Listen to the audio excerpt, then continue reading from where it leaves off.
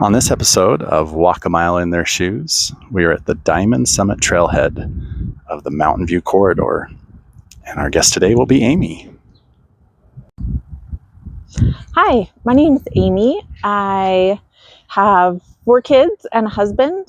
I like to read and do yoga, and funny enough, like to walk and talk with friends. So come join me and Jared as we talk this morning. Hi, Amy. Morning. It's good to see you. Thank you. You too. Thanks for coming out this morning. Mm-hmm. It's a beautiful day. The weather's just right. And yeah, this little trail is right by our house. That's really cool. Convenient. Very convenient. Yeah. Well, let's go ahead and move around a little bit, walk a mile. I'll start us up here, keep us on track. So I wanted to ask you about your work as a nurse, which is amazing. Thanks. I have, limited time in hospitals, but I always remember the nurses. Yes. That helped me. And so I'm grateful for good people like you. Thanks. I wanted to ask you about the role of mental health as a nurse, because there's so much going on as a nurse. You're being pulled in so many different directions. You're working long hours. Sometimes you might be a little sleep deprived. Sure. What kind of role does mental health play in a profession as a nurse? Yeah, I've been really interested to learn how closely physical health and mental health have been tied for me. So I really have to make an effort to care for my body in order to be successful, I guess isn't the right word, but more stably functioning. Mm-hmm. So yeah, my husband has come to expect that on days when I work a 12-hour shift, I'm going to be emotional at the end and need to go to bed right away. And that's fine, because it helps me to be happier the next morning. So I also have noticed that some amount of walking or riding my bike and sunshine with fresh air really makes a difference in my ability to function at home and at work. Yeah, so coming home, making sure you get good sleep, and also just letting those important people in your life know that, hey, this is tough work, Oh yeah. Work with me, give me grace, kind of thing. Yeah. And my family's been really good at that, so I'm thankful. I didn't used to explain to them what was going on, probably because they were young and maybe wouldn't have understood, even if I did give details. And now I use simple words, but they understand, like, okay, so bipolar disorder isn't going well for me right now, so this is what you can expect, and this is what I need from you, and most of it is just understanding and grace. Yeah. I love that. I love that communication aspect that you have with the important people in your life. Yeah. It's really important. Yeah. Okay. Well, thank you for sharing that. I also wanted to ask you, because, I brought up the few times I've been in a hospital and I, like me or anyone who's in those situations, they're very worried, they're stressed, they're in pain. And so they're really taxed. I'm curious, what are some things you say or some strategies that you use as a nurse to kind of help those patients remain calm and in a good place mentally? Yeah, so I think sitting down actually helps, because then they feel like you have time for them and their concerns. My hospital experience was with newborn babies and their mothers. And so it's definitely come to light over many years how significant mental health challenges can be in the immediate postpartum period. And so really making people aware of that and their partners to be able to watch for more ongoing signs and symptoms of postpartum depression, but also making sure that they are starting to learn how to give themselves grace. When you're up with a baby every 3 hours, then that part of self-care of getting enough sleep is like impossible. So I think sitting down to listen to their concerns and also giving information in multiple ways so that they're not trying to remember everything that I've said. They have either a video or paper or whatever to go back and refer to. So yeah, I mean, really, like with almost anything else in mental health, awareness is a big part of what to watch for. Yeah, I didn't often work with people who were in an unfamiliar situation for a surprise, procedure or surgery or anything. They were coming and expecting to have a baby, but yeah, helping them be aware. Yeah. I really like that idea of sitting, because on the surface, it's probably really hard for you to do that. You're probably just on the go all the time. Right? Yeah, I mean, and really in hospital settings, they really want us to do more with less. So more patients in the same amount of time means there's less of my time to go to each one. Yeah, exactly. But yeah, you make that time and you focus on that one person in front of you. They're your top priority in that moment, and yeah, they feel it. I hope so. Yeah, like I still remember the last time I was in the hospital. It was just me and this nurse in the recovery room, just us, and I was loopy, and we were just having a great conversation, and I'll never forget that. Good. And so yeah, I love that you're taking that time for the one, basically. Thanks. That word that keeps coming up is kind of grace, giving grace, or giving yourself grace. And that's a question I was interested in, is so often we're so critical of ourselves, right? Yeah. And so I was curious along that lines of giving yourself grace. What would you recommend to somebody who is struggling with self-compassion, giving themselves grace? Yeah, it's a great question, and I think that it takes practice. I think that it takes repeating truth to yourself, like I have worth, I have an illness, this is not my fault, I'm able to do things that help me feel better, which I think, let's interject there, that sometimes you can't. When depression is severe or anxiety is overwhelming, there were days when I knew that getting in the shower or opening the blinds was going to help me feel better, and I couldn't do it. And when people have asked, I've tried to explain, and it sounds maybe as hard to understand as it feels, because if you listen to me say those words, that doesn't make any sense. Of course you can get up. Of course you can open the blinds. Of course you can get in the shower. What's the big deal? But some days it just is impossible. So really, counseling and professional help were what helped me to learn the truths that I could then tell myself and be able to start believing them, and then practice that a person who is sick needs to take care of themselves. And what that looks like is different for everybody, but there are similarities. And for me, really, the most important thing in the beginning was getting the right medicine at the right dose and taking it every day. So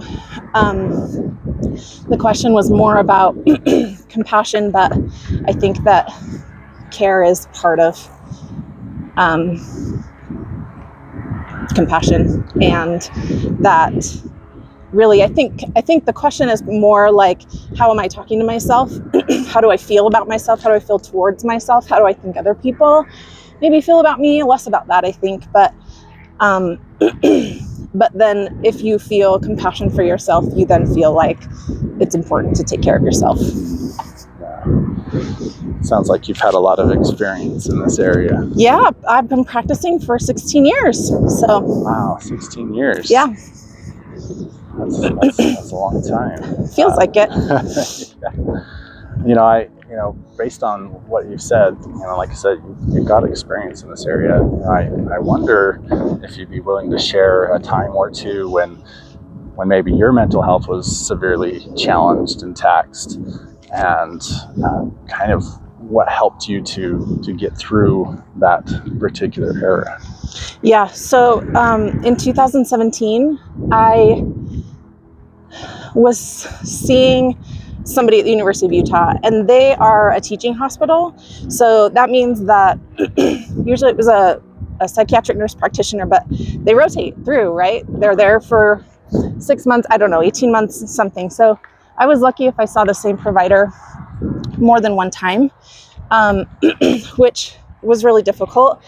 And they also, as is the case anywhere, it's difficult, or there aren't enough psychiatric providers to go around for people to be maybe seen in an urgent situation. So I was not well, and had seen a new provider, and called in several times, sent the message through the portal several times, and just kept getting the response like, yep, we'll address that when we see you. I feel like it was the 23rd of whatever month it was. I was looking forward to it so much. Yeah. But I was not sleeping, which is like a vicious cycle, right? If you don't sleep, then you feel terrible. But the mania is really what drives not being able to sleep. And so, some of my other things is that I'll say things that are not really socially appropriate, meaning, would hurt someone's feelings or are just best kept to yourself. And then really not being able to cope with everyday stresses or, things that come up that are surprising. And so I was experiencing all these things and not able to get in touch with my doctor, partly because the reason I wanted to get in touch was to see if there were any medication adjustments I could make short term that would help. I didn't feel confident at that time being able to kind of navigate that myself.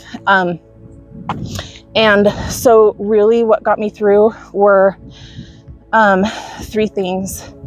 The first one was that I remembered how effective my treatment isn't the right word, but we're going to use it. With NAMI, when I was very first hospitalized and diagnosed, I went to this class that they had it was then called Bridges. When I went back in 2017, it was now called Peer-to-Peer. And it is a support group type setting, but with kind of a curriculum that helps you learn about different mental health disorders that people in your group, may be living with, suffering with, coping with, as well as learning some of those truths that you can tell yourself to help be a more appropriate coper. And then kind of some goal setting so that you would say, okay, one of my facilitators was like, I need a new therapist. So my goal this week is that I'm going to not put it off anymore. I'm going to make the calls and see what's in my insurance. And just so you know, if you don't have insurance, NAMI can help you with seeing therapists on a sliding scale usually. So plug for that. And I'm not going to remember my other two things. One of them, I really don't remember. So maybe you should change it to just say there was this one thing that was really helpful. And it was starting with NAMI. But my support system became really important. I don't know that my husband has ever said that he has gotten burned out from helping me, but I'm sure that it wears on him. But I have some really great friends who, some of them know that I have mental health struggles, and that's what we're connected by because they also do. And then some of them are just my friends, and so I've told them that this is what is part of my life. And so, for example, it seemed like they were all good at different things. I had one who came in and helped me clean up my kitchen, and I had one who ordered Little Caesars and came over, and we sat and ate. And not only did I not have to cook dinner, but she was keeping me and my family company. And then I had one who dropped off bread at the front door. And then I had one who just knocked and said, "Hey, can we talk?" And I was very grateful to have people around me who could share, I guess, parts of themselves with me, because I wasn't able to keep myself together. So their time and gifts and talents were what kind of helped hold me up until I was able to see the doctor and get that under control and whatever. So, Wow, thank you for sharing. I mean, that was such a huge, like, life-changing experience, I'm sure. Yeah, it was. I've never forgotten it. Yeah, such a life-changing experience for you. As you mentioned that, it almost felt like this effortless process to get help, in counseling or therapy or through NAMI, and then ask for help from friends and family. So many people struggle with that. Yeah. Especially, I think it probably even gets worse as adults, because we're like, hey, we're good, we're fine, What would you recommend to somebody who is struggling to get that help that they really should be getting, but they kind of want to hang on to that, stubbornness or pride or whatever you want to call it? Right. I know that not everybody has someone that it would be easy to talk to. There are people that I've met at NAMI whose family lives and social structures just don't have someone. So I think that what I would recommend is that you, if you can, take a deep breath and take the plunge. And it's going to be hard and it may be awkward, but you may be surprised that people are more willing to help than you think. The people who could potentially be your helpers don't maybe know how to approach you, or don't maybe know exactly how they could help or what to say. And so I think that, it takes whatever you might want to call it, a leap of faith, or maybe that's the best thing. But I would say like step one today, before you go to sleep tonight, identify somebody that you could ask for help, and tomorrow give them a call. If you don't want to give them a call, send them a text. If you don't want to send them a text, send them an email, and then wait and see.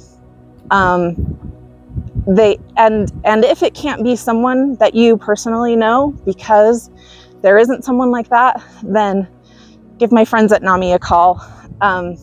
It might still be Carrie Ernston who's answering the phones in Salt Lake, but I believe that NAMI has chapters in all 50 states, and there is someone there waiting for you. The other options, and I don't know if this is true everywhere, but Salt Lake got it in the last few years, is that there's a mental health hotline or crisis line, 988, and you can talk to a mental health professional or peer supporter any time of day. So that's what I would recommend. You've had a lot of good experiences with different resources, it sounds like. Yeah. Mm-hmm. There are so many available that there's not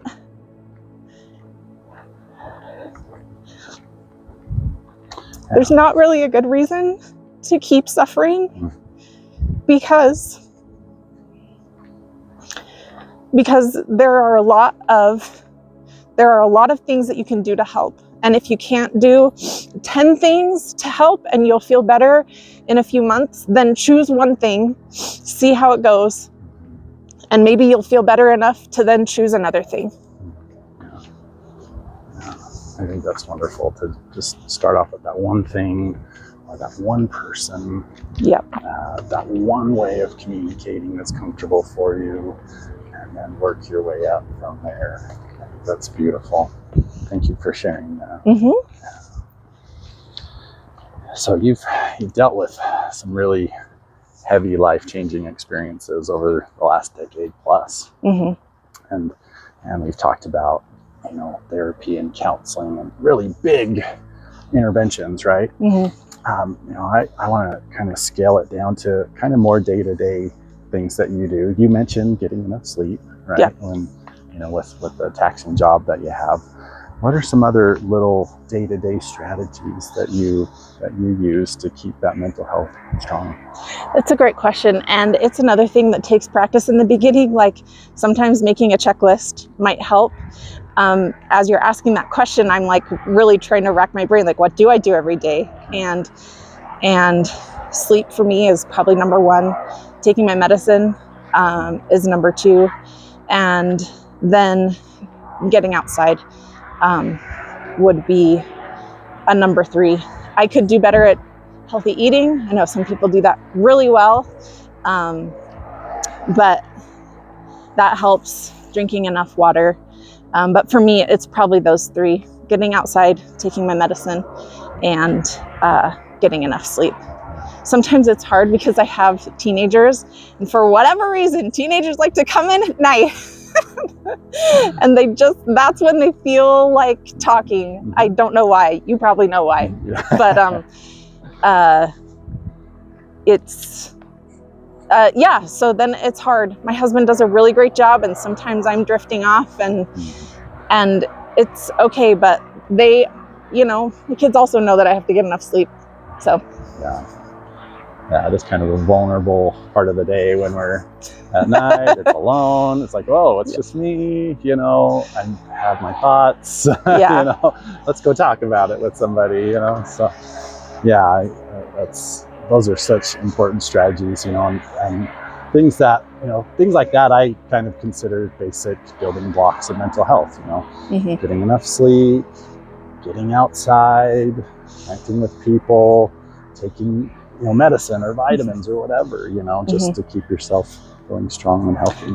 And I guess I better interject because I mentioned this before, and I do remember it being really important, and that was opening the blinds to let in some sunshine and taking a shower. So you might have something that's different, right? Like I'd love half a chocolate bar each day, or I like 15 minutes in a bath, or I like whatever it is. You might call it a guilty pleasure or something, but if it helps you feel better, add it in. Right. Or remember it every day. Yeah. Daily pursuit of those things that help you feel well. Yep. And at peace. Yeah. That's beautiful. Well, we're approaching the end here of our mile, and so with interviews like this, I'm always picturing that one person out there who may be just right on the edge of things, and they maybe happen to come across this video. And I was hoping you would address that one person maybe really struggling with their mental health right now. Mm-hmm. I guess there's a beautiful quote by someone that I look up to who says, "You may not have any ability to feel like you can sing about what's going on in your life right now, but positioning yourself next to someone who has a more sure voice can help bolster your confidence." So it's really what I said before, to tell yourself the truth, which is that you are important on this earth, and stay in the choir, kind of. And if you don't feel like you can sing right now, if you don't feel like you can hardly breathe, then then take it from me. You're important, you have value, and there is light somewhere a little bit. And if you can hang on until tomorrow and then call someone who can help. It's so, so, so hard when you feel like you're alone. And I think that that's probably a really universally common experience in mental health struggles, particularly depression, to feel like nobody knows how bad this is. Nobody knows how severe this is. Sometimes nobody cares is a common, thought. Nobody would care if I wasn't here. But the truth is that you are valuable. You have something to offer to others, and you're worth still being here tomorrow. So I would say, please tell yourself these truths and get someone to help. I appreciate you sharing those words, and I love that visual of just staying in the choir. Even if you feel like you can't sing today, stay in the choir. I love that visual, and I love those words. I appreciate that. And thank you very much. You're welcome. Well, Amy, we went beyond a mile.